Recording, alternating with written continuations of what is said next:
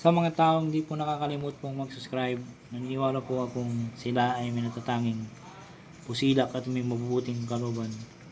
Samang kayo naroon sa iba't ibang sulok ng mundo, sana kayo palaging malakas at malayas sakit araw-araw. Pagpalang umaga, tanghali o gabi sa inyong lahat. Sa mga sulit ko po mga subscriber ko, maraming salamat po sa inyong lahat. Sana wag po kayo magsawang mag-subscribe sa akin. Pagpatuloy niyo po lamang pagsuporta at pagtulong po sa akin. Tatanawin ko pong malaking utang na loob sa inyong lahat. At Diyos na po ang bahalang maggagabay sa inyong lahat. Sa mga baguhan na ngayon lamang po nakatuklas ng aking YouTube channel, Liwangan ng Pangasinan. Huwag na po kayong magtubiling pindutin ang subscribe, like, and share at pakipindot na rin po ang bell icon para palagi po kayong updated sa mga isusunod ko pong mga video. Kakalob ko po sa inyong lahat ng aking mga nalalaman sa spiritual o physical na lahat ng mga panggamot na mga orasyon. At dito po lamang po matutuklasan sa Iwagan ng Pangasinan. Pagtanda po lamang, gamitin po lamang sa kabutihan at huwag sa kasamaan.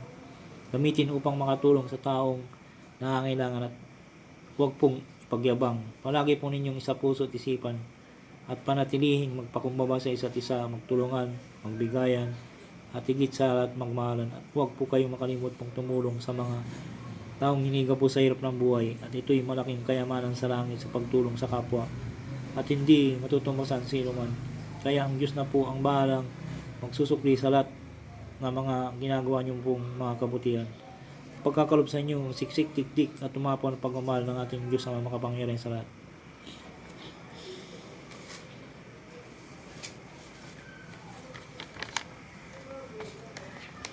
Ang isi-share ko po sa inyo ay orasyon upang maalis ang epekto ng mahika. Iwagan ng Pangasinan.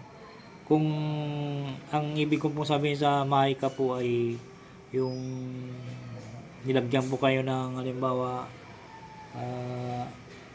may ginawa po sa inyo na kinarga yung magic na mga galing sa kasamaan, kadiliman, ito po ay mapapalis po. O kung ano pong ginawa sa inyo na nakulang po kayo, yung tinatawag na mahika po, mga ginawa po kayo ng masama dahil sa inggit, sa mga iba't ibang pamamaraan na ginawa nila, ito po ay matatanggal po nito. Magdasal po lamang po ng Ama namin at luwalhati. At isunod po yung usalin po sa isip lamang po, ihip po sa dibdib o tuktok ng pasyente o ihip sa isang basong tubig at ipainom sa pasyente o kayo po ang uminom kung lalagyan po kayo ng gawa ng kadiliman po. Pag di nyo po napagana po ay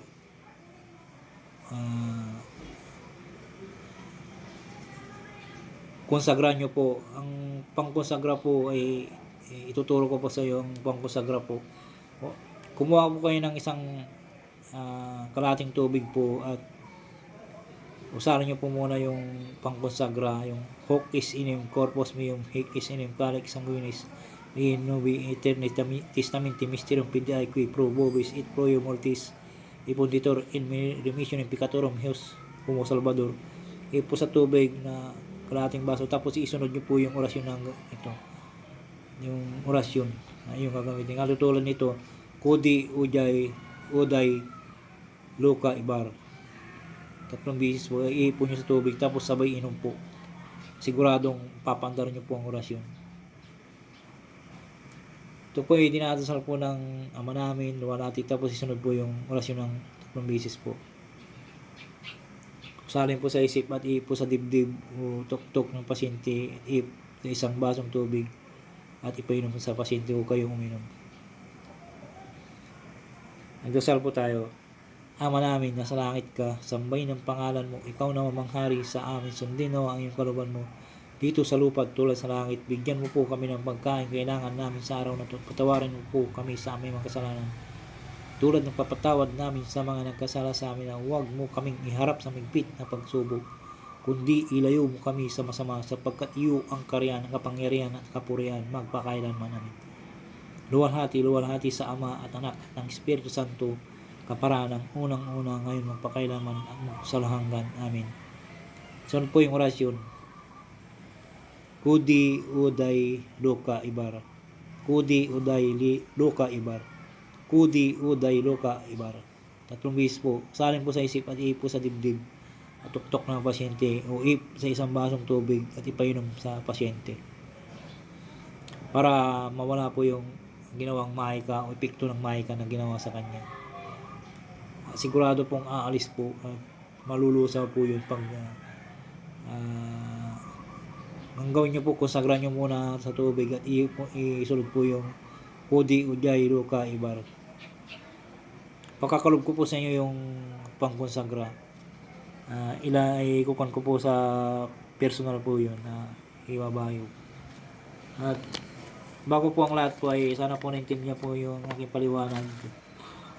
Shout muna kay Ninita Rotairo, Shirley Odoroyola from Bicol, Bike Tayo Kabayan, Berlindo Palisok, Ryan Labisti, Jonix Ben Nadine, Andy Bonifacio, Crisley Abugao, Orchili, Tenetron, Angelica Bondok, Gerardo Jimenez, Yarita Palma, Elisiapil, Fight to Win, Ambrosio Magalpo, Rita C, Arting Camacho, Maricel Placido, Ipimia Felipe, Ilmay, Triple E Commented, Mariana Arangis, Loli Cayago, Joan Bibbs, Nugit, Gillian, Dick, Bolbider, Rosino Borja, Inorpic, Mucha Hunters, Nathan, Bert Commented, Maylin Dumampo, Ali, Nakajias Commented, Ray Barcelona, Bruno Ganda, Boy Beginner 83, Arnold, Francisco, Arpolio, Andicto, Brian Bimsa, Rudy Joaquin, Cutie Takan, Inday Sali, Kokojin, Milk Jam, Bike Tayo, Cecilia Cruz.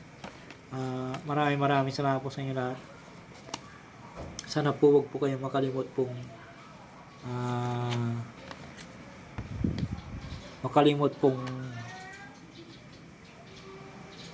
mag-subscribe, mag-like and share. Pakipindot na rin po ang bilayan para malaki mo dito sa isusunod kong video. Mag-comment lang po kayo kung ano yung kanyo po, pagkakalob ko po sa inyo, mga sulit ko po mga subscriber ko po. Maraming salamat po sa inyo. Sana po mag-like and share at pakipindot na rin pong bilay ko at subscriber po. Tatanungin ko pong utang na utang na loob sa inyong lahat.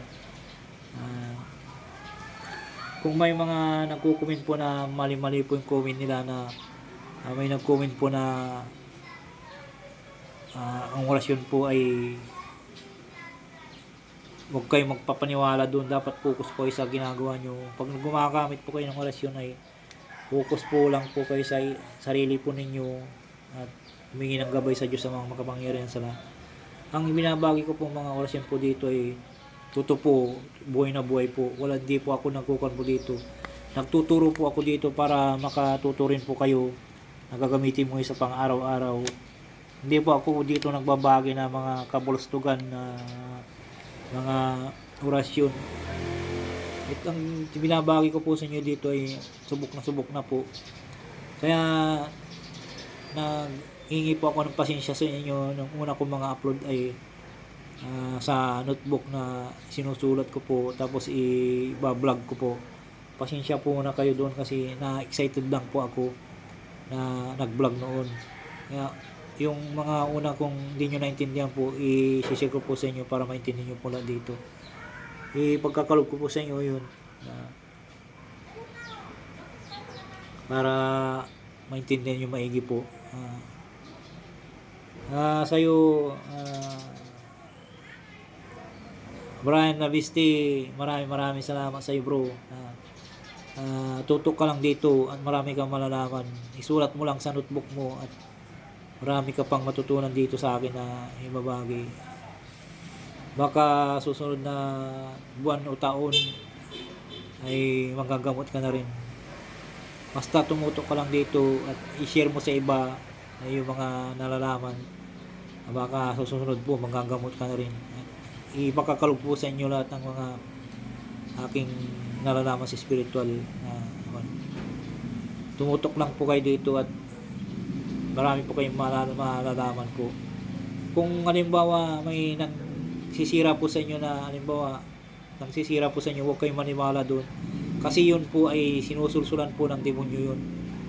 Ang isipin nyo, nagbahagi po ako dito para makatulong po na para matuturin po kayo at ma-share nyo po sa iba para hindi na po kayo pupunta sa mga doktor na alam nyo pong kwan. At dito po binabagi ko yung mga orasyon po totoo na buhay po. Huwag po kayong maniwala sa mga iba na manggagamot na nandyan po ay ang tawag sa doon na mga magkukunwari yung mga gamot po ay Anti-Kristo po. Yan ang pakatandaan nyo po, ang nakukunwari pong mga gamot po ay Anti-Kristo ang katawagan doon. Kaya dapat po pag nakatutok po dito sa aking YouTube channel na Iwagan ng Pangasinan, isulat nyo po sa notebook po yung mga ibinabagi ko mga orasyon para matuto po kayong manggamot at may makukuha po kayong aral po dito na magagamit po nyo. Marami pong paraanan po yung mga orasyon na ito panggamot po sa physical na karamdaman. Magagamit po nyo kung masakit ang ulo nyo, kunin nyo po agad yung sinulat nyo po at ibuga po nyo sa tubig. At konsagra nyo muna yung tubig bago nyo po ibuga yung pangkon nyo po, siguradong mawawala po yung karamdaman po ninyo. At malalaman nyo naman po kung physical ang karamdaman nyo kasi pag sa 3 buga nyo po ay hindi po gumagaling. Ang tawag po doon ay hindi po spiritual po ang sakit nyo po kundi physical po. Ang binabagi ko po dito ay physical na karamdaman at spiritual. Malalaman nyo po yun kung hinalian po kayo ng masamang espiritu ay malalaman nyo agad po. Marami po ibabagi dito kaya marami sa iyo Ryan Labiste na palagi nagtututok po sa akin na napapanood at nagko-comment po. Nababasa ko yung comment mo bro na kahit hindi ka na magpakilala bro sa akin ay nababasa po yung comment mo. Maraming salamat po sa iyo bro. Pagsuporta mo. Alam ko may magandang kalooban ka bro na kaya matututo ka manggamot. Salamat po kayo, sana po huwag kayo makalimutan mag-subscribe, mag-like and share.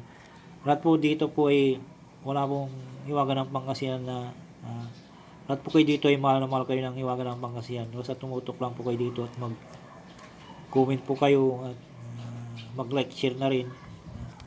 Subscribe po. Maraming salamat sa inyo lahat. Bye po.